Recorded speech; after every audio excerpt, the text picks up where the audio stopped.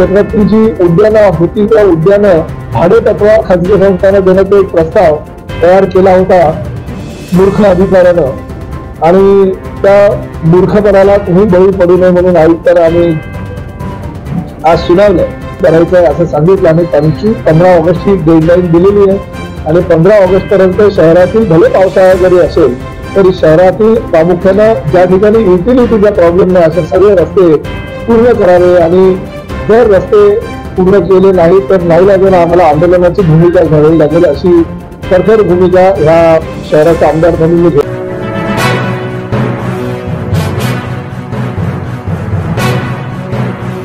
पण पाहता लोकसेवा लाईव्ह बातमीपत्र. आज आमदार प्रताप सरनाईक मीरा भाईंदर महानगरपालिकेमध्ये प्रेस कॉन्फरन्स घेऊन आज खऱ्या अर्थाने महानगरपालिकेच्या अधिकाऱ्यांची कान उघडणी केली. संपूर्ण महाराष्ट्रातून 3000 पेक्षा जास्त निधी या शहरासाठी विकास कामासाठी आणला होता, पण ह्या विकास कामाचा निधी कुठेतरी महानगरपालिकेचे अधिकारी वापरण्यामध्ये दिरंगाई करत आहे हे दिसून येत आहे. कारण पावसाळा सुरू होण्याच्या अगोदर रस्त्याचं पूर्ण बांधकाम होणं पाहिजे होतं.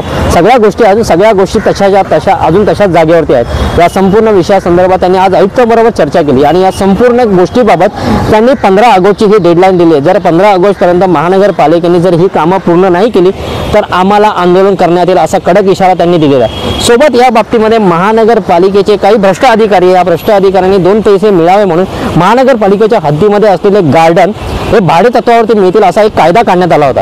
या कायद्याअंतर्गत संपूर्ण मीरा भाईंदर शहरातल्या लोकांनी विरोध दर्शवला होता. याच विरोधामध्ये आज आमदार प्रताप सरनाईक यांचीही भर पडली आहे. आज आमदार प्रताप सरनाईकने खडे बोल सुनावले, या अधिकारी कोण आहे मला भेटवा, त्या अधिकाऱ्याला मी त्याच्या कामावरून त्याला निलंबित करतो.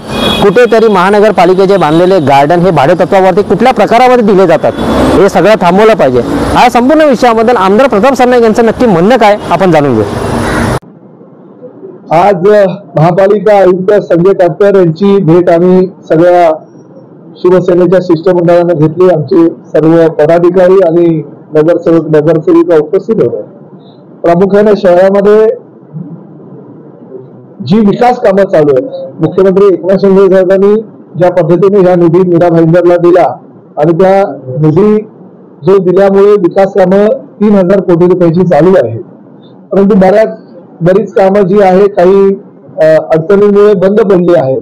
तर काही कामं सुरुवात झालेली नाही, तर काही कामं सुरुवात झालेली आहे परंतु संथ गतीने चालू आहे.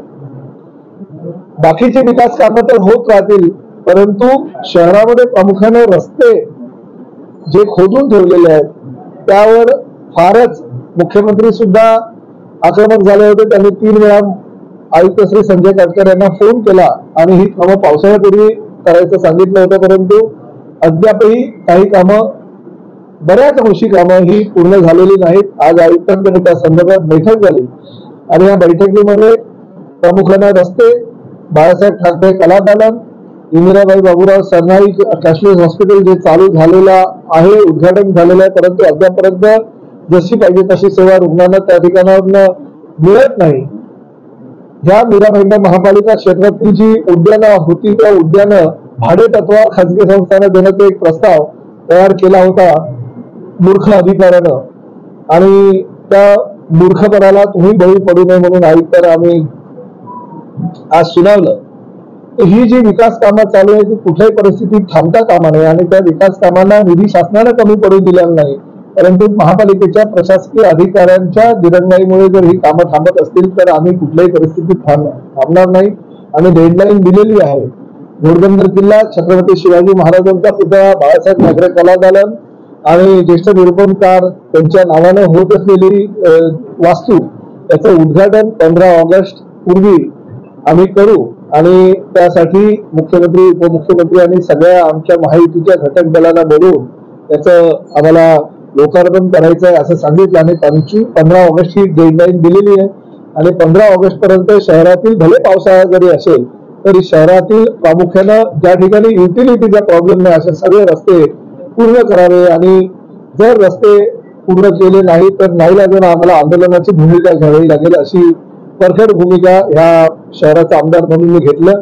आणि आयुक्तांनी ह्या सगळ्या कामांची डेडलाईन जी आहे ती 15 ऑगस्ट दिलेली आहे.